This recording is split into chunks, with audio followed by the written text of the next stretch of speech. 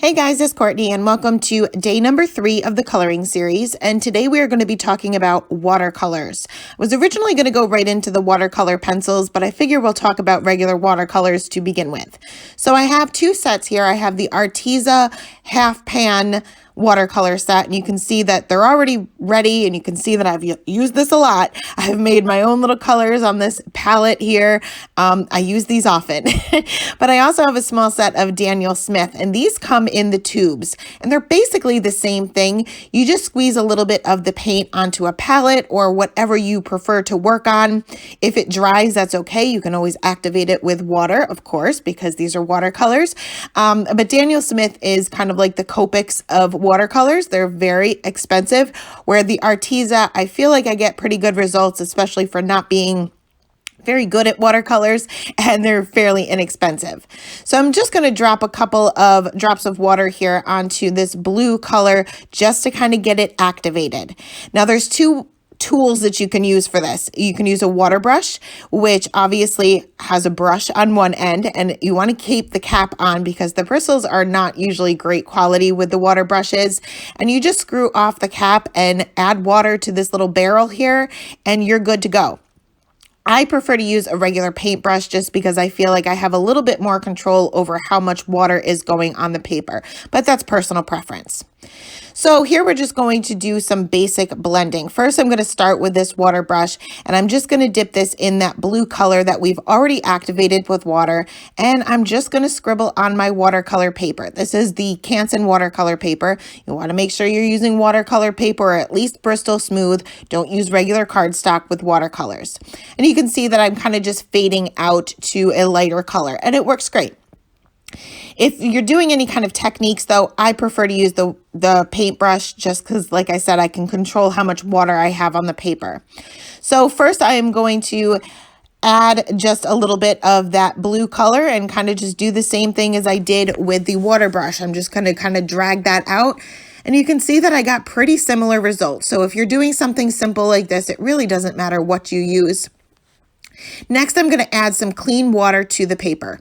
Just kind of add some down there and then drop this color in, and you can see that it's going to spread. Now watercolor is only going to spread as far as the water is. So any of the dry areas around this area, the color is not going to go there unless I purposely put it there. So as long as you drop it where the area is wet, it's only going to stay where the area is wet. Next, I am going to clean off my paintbrush, and then I'm going to add a little bit of that pigment down off to the left-hand side. Once again, clean off my paintbrush, and you want to make sure that your paintbrush isn't sopping wet. So I like to roll the base of the bristles onto a paper towel, and then I'm going to go in and drag that color out. And I feel like I have a little bit more control. Next, I'm going to do the same thing. I'm going to add a little bit of that pigment down. Again, clean off my brush and just wipe the base of the bristles off on that paper towel. And this time I'm going to start from the opposite end. I'm going to add some water to the right-hand side and bring that water to the pigment. And as soon as I touch it, it's going to start spreading. Now, because most of these areas are still wet or at least damp, I can go back in and add even more color to it if I want. So for this middle one here, I figure this has had a little bit of time to dry, but it's not completely dry. I'm going to add a little bit more of that blue off to the left-hand side just to intensify it. And it is going to continue to spread. And then I can add a different color on the other side, and that's going to blend right in with that blue because it is still wet. So remember, as long as it's still wet, it's still going to blend. So another thing I want to talk about is the color change that you may see in watercolors. And this is pretty much true for almost all watercolors. Not all, but most. As watercolors dry, they dry back, which means they get a little bit lighter. So I'm just going to show you here. I'm going to just add a little bit of that same blue color, not doing any kind of technique here, but I usually let mine air dry. I just don't like my paper warping a whole lot, but that's totally up to you how you want to handle that. But I am going to bring out my heat gun here, and I'm going to dry this. And you'll see that as I'm drying it, I have this sped up a little bit. You can see that it is lightening up. Not a whole lot, but it does certainly give a different look once it is dry. Now I'm going to go back in and add even more of that pigment and do the same thing as I did the first time. And I'm not sure if the camera is actually going to capture this, but I just wanted to show you the difference. It's a little bit shiny when it's wet, and when it's dry, it looks dry. So next we're going to do some stamped images here. So for this first one, I am going to stamp with Antique Linen regular distress ink. Now this is not a waterproof ink, obviously, which we learned in the beginner series. However, if you're doing a no-line watercolor look, this is the perfect ink to use. You'll still be able to see the lines, but as you watercolor over them, the lines will slowly disappear. I did stamp this 3 times just so that you guys can see, and of course I'm stamping on textured paper, so sometimes we don't get a great impression. Another option you have for no line watercolor is the Fade Out ink by Ink on 3, which is one of my favorites for any no line coloring, whether it's alcohol markers, pencils, whatever. But these next 2 images I'm going to stamp with the Archival ink by Ranger, which is a waterproof ink. And I'm going to stamp this image twice just so that I can show you a few different techniques. I am going to stamp each one of these images a total of 2 times because, like I said, it's textured paper. Watercolor paper is textured, so we don't always get the greatest impression the first time around, regardless of what ink you use. So I'm just going to stamp this one more time just so that I can show you a few different techniques without having to worry about the drying time because, like I said, I tend to be a little impatient sometimes. So first we are going to go in with just the watercolor paint. So I'm going to make sure that I'm starting with a clean, damp brush, and I'm going to add a little bit of the pigment. So I'm going to start off with a little bit of this pink, and I'm going to add this to the base of the petal. And then I'm going to go in and clean off my brush and pretty much just drag out the color. Now you're going to notice that when you do this, you're going to give that nice watercolor look. I think we all like that watercolor look, but you won't necessarily get too much contrast. That water is going to pretty much drag out the color pretty evenly. But remember, we can always go back in and add even more color, either the same color or maybe a different color if you're looking for even more contrast. So you can see that I got a pretty even layer of that pink, but because this area is still wet, I'm going to add a little bit more of that pink, and it's the same pink that I'm using, and I'm just going to add it to the base of the petal. If I feel like the area is not wet enough, you can see that it's really not blending too well, so I'm just going to go in with I'm going to rinse off my brush and add a little bit more water and get those areas to blend out a little bit. The biggest thing with watercolor is to know how much water you need without having too much water on the paper. And that it just takes practice. And I think, I can't be sure because I'm not too great with watercolors, but I would imagine that, you know, even seasoned watercolorists still sometimes make that mistake. But watercolor is very forgiving. So you can see that I went out of the lines there. I went out of the lines on purpose because I added a little bit of purple, but you can fix those areas. So if you go out of the lines or end up with an area that you're not really too happy with, that area is still wet. So you can take a paper towel or a microfiber cloth, whatever you prefer to use, and you just add a little bit of water to that area where you went out of the lines, and you just dab it up and down. That's it. You don't want to rub the paper towel over it. You just kind of want to go up and down, and you can get rid of those areas that you don't like. If I don't like any of it, I'm just going to add even more water to it. And again, just dab that up, and I've lightened it up so much that I can just go back over it and start over. So for this next one here, I am going to add my pigment down first. My area or my paper is dry. I'm going to add a little bit of that pigment down to the bottom of this petal. Then once again, I'm going to clean off my brush, dab it off on a paper towel so it's not too wet, and then I'm going to drag this color out.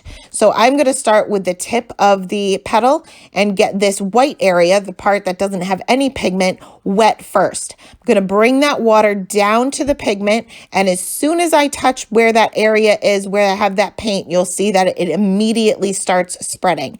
And this gives it such a nice soft look. But if you want, you can continue to go over with even more color. So for this one, I wanted kind of it to fade into yellow. Instead of fading into white or a very pale pink, I'm going to add a little bit of yellow, but this time I'm going to add it to the tip of the petal. So the yellow will kind of blend in with the pink. Of course, we're going to make a little bit of an orange color because that's what these two colors do. You just want to make sure that you're aware of your color wheel and what the complementary colors are, because complementary colors when mixed are not going to be pretty. So just keep in mind, if you want to mix colors, that they aren't colors that are going to make a muddy mess. So moving on to the next petal here, I am going to start with a completely wet petal. So I'm going in with just clean water and covering up this entire petal. Then I can go ahead and drop in my color. I'm going to drop in that pink where my darkest areas will be, which will obviously be where this petal is behind another, and kind of just let it do its thing. I'm going to add a little bit of that yellow to the tip, and again, just kind of let it do its thing. You can kind of dab your paintbrush up and down if it's not really spreading the way you want it to, and kind of force it a little bit, but I promise as you let it sit, it's going to continue to blend, even after you think it's done blending. So finally, I'm going to add just a little bit more pink here to intensify that area, and we are good to go. That's going to dry back, so it's going to look a little bit weird right now. And like most things that I find, it always looks bad before it looks good. So I promise you, keep going. You'll be happy with the results. And even if you're not, I'm going to erase this. I don't really like this petal. I'm going to get it wet again, dab this up with a paper towel, and redo it. Remember that even if you make a mistake, even if it doesn't turn out the way you want it to, you still learned something, and it's just paper. So just have fun with it. So finally, I'm going to go in with this no line look, and I'm going to start with this middle petal that we've been coloring, and I'm just going to add some clean water to it. But the main thing I want to show you with this one is that the lines are going to virtually disappear because we used a water reactive ink. As we watercolor over it, those are going to kind of disappear right within our paint. But I also want to show you what it will look like if we work on two petals that are right next to one another while the first one is still wet. So when you're working on any image at all, you want to kind of do it in sections. So as one area is drying, you're going to want to move on to an area that is not touching it until that area is dry, and then you can move on to the petals that are right next to it. But if you don't, if you continue to work on petals that are right next to one another, touching each other while that first one is still wet, it's going to do what watercolors do. It's going to blend in with one another. So while this petal is still wet, I'm going to go into this next one, and I'm just going to add some clean water. Now remember, the first petal is still wet. So as I work that water to the base of this petal, it's going to touch that area, and my paint is going to start spreading. Now, if I continue working and I continue to add a little bit of pigment to this petal, it's just going to mesh into the other one. This pigment is going to spread into the first petal, and the pigment from the first petal is going to spread into the second petal. And it doesn't look very nice. You can't tell what is what. So always work in two areas that are not touching. So watercolors, you can pretty much use any ink you want, with the exception, you probably wouldn't want to use a black water reactive ink because then you're going to get black streaks, just like you would with Copics using the wrong ink. But you can use any waterproof ink or any light colored water reactive ink to get a no line look. And I'll link some options below in case you are looking for that. For paper, of course, you're going to want to use watercolor paper or Bristol Smooth. You can heat emboss your image first or second, whatever you prefer. The benefit of heat embossing it first is that it kind of acts as a barrier, so it's almost impossible to go out of the lines. So in the next couple of days, we are going to be reviewing different watercolor media. So we have markers, we have pens, we have watercolor pencils, and tons of other things that you may not even think to use in your card making. So I hope this was helpful. As always, thank you guys so much for stopping by, and I will see you again tomorrow. Bye.